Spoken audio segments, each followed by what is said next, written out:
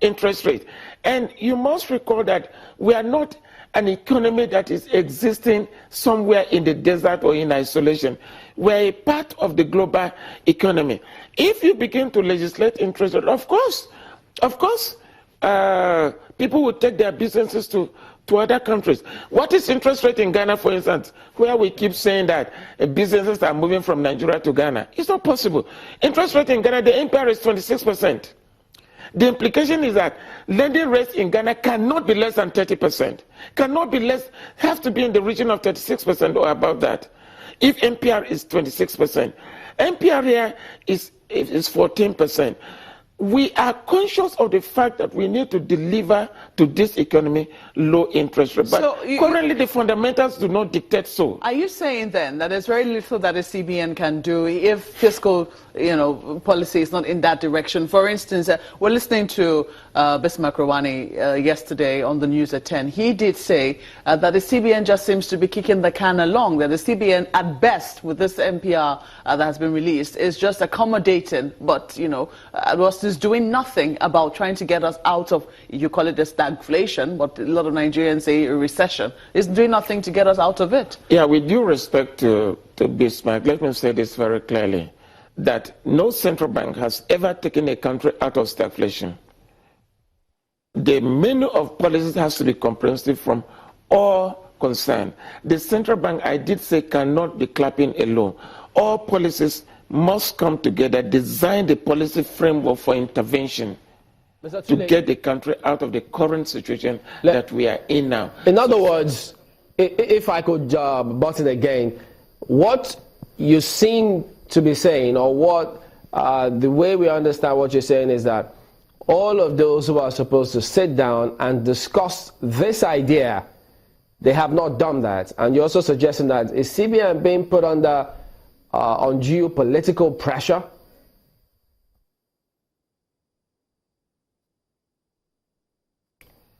I'm suggesting that we need to sit down and comprehensively have the discussions with respect to the interventions that must be in the economy and what the policy direction must be, and all the arms of government must work towards that comprehensively. That's the suggestion, please. So what do you see on the short term then? Because if you're looking at if the CBN governor said over the weekend that the worst is over, for a lot of people they think that getting out of this is going to take much longer now that the MPR has been left at 14%. Yeah, even if yesterday the MPR had the Monetary Policy Committee had reduced the MPR to 5%, I assure you, credit would not be delivered at that rate because the cost of credit to the banking system is much, much higher than that. There is no way the banking system will deliver credit at this time at that level. And with inflation at 18%, honestly, it will not be possible to keep on widening the negative real interest rate. It won't be possible. Policy-wise, it will not be correct. But we are working on inflation, and once we expect, what we expect is that we are expecting robust harvest this year. The interventions in agriculture are yielding very good fruits.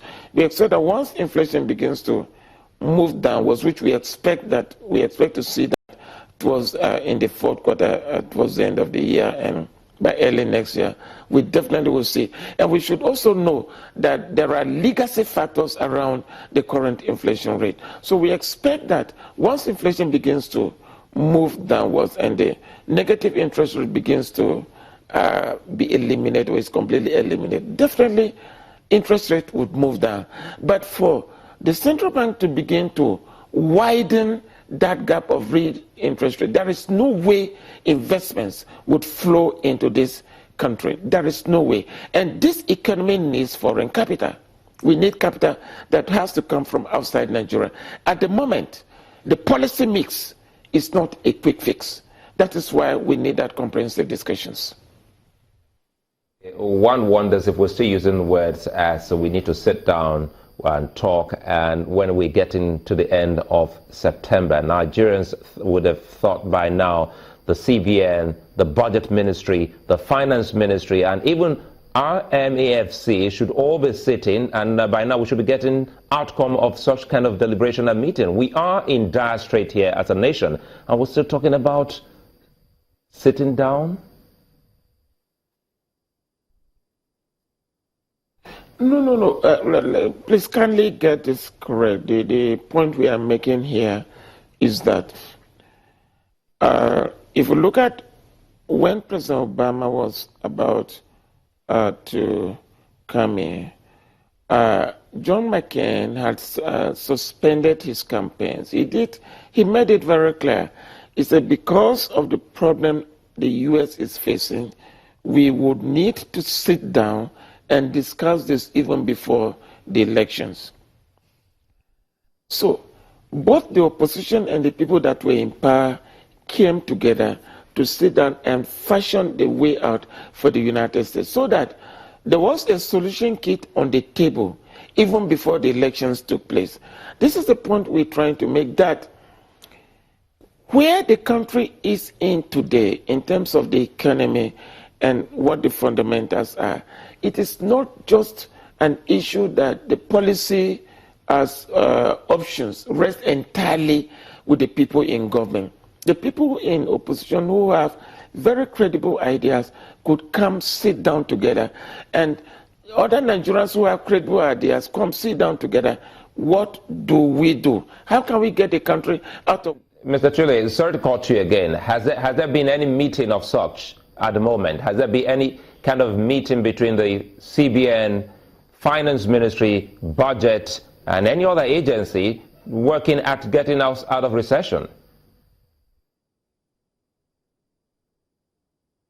But you just mentioned the economic management team that they've been meeting, and they meet very frequently. But I think we need to have... No, we're not talking about the usual. For the economic management team, they meet almost on a weekly basis. We're talking about some kind of meeting between, amongst the CBN, the Finance Ministry, the Budget Ministry. We specifically mentioned these ones to find out if there has been any kind of meeting. Has there?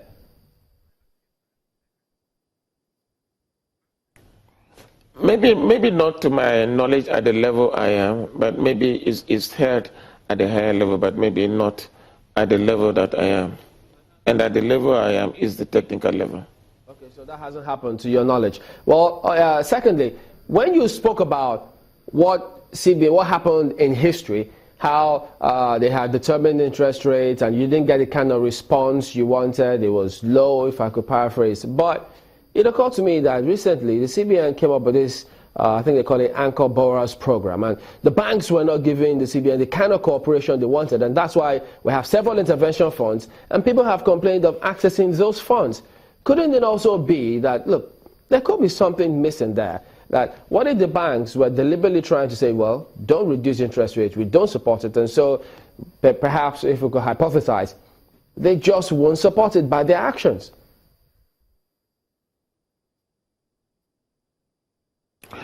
I think we need to understand that the banks are like any other private sector organizations that are in business to make money. And when the environment is not ripe and they are unable to strive as business enterprises, definitely they see risk, they perceive risk, and they try to avoid risk.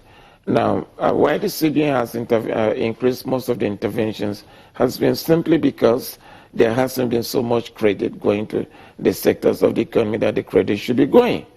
And that is because when the central bank intervenes and said the credit has to be at 9%, even look at the CBN interventions, that credit has to be at 9%. The reason is, with IFRS, the central bank has to still bear the cost of actual credit on its balance sheet. Because by the time you net off the 9%, what is the actual cost of credit? Whatever is the balance, you calculate based on the amount you have released to the market, and that has to go to the balance sheet of the central bank. Well, because the market interest rates are completely different from what the CBN intervention rate is. Mr. Yes, Chule, please. we have to say thank you to you at this point. Thank you so much for coming on Sunrise Daily to shed light on this matter. We've been speaking to Mr. Moses Chule, who is the Director, Monetary Policy Department at the Central Bank of Nigeria. Sunrise Daily will continue in just a moment. Do join us again.